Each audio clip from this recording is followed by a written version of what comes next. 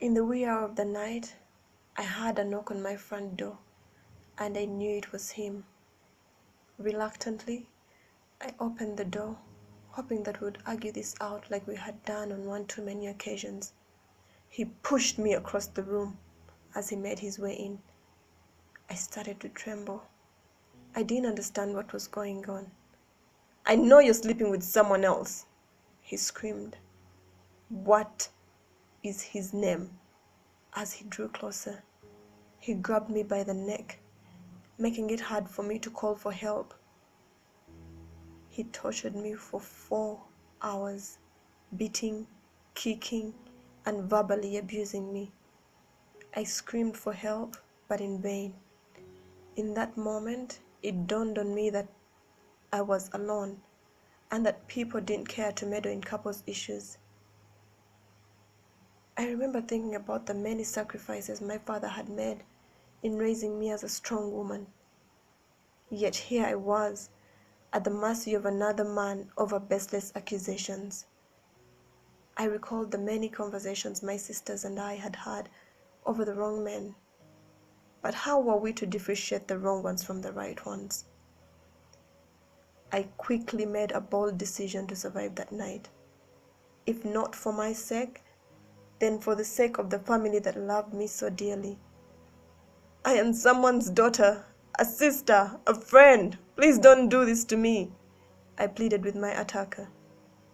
When he let go, I hurriedly went into survival mode and rushed to the bathroom where he locked me up. At this point, I was terrified of small spaces. But I knew this isn't how I wanted my life to end. Hysterically, I pleaded with him to open the door. Once he did, he summoned me to the bed, and I imagined the worst. I didn't recognize this man. How did I get myself into this situation? Was all I could think of. Fearfully, I walked over to the side of the bed while he slipped under the covers. Miraculously, my abuser immediately slept off.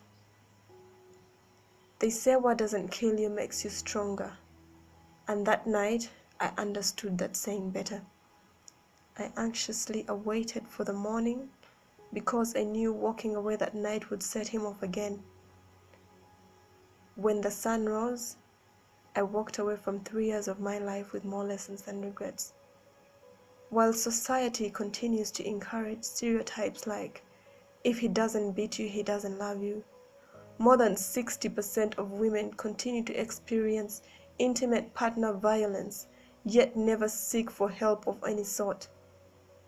To this day, I still cry about it.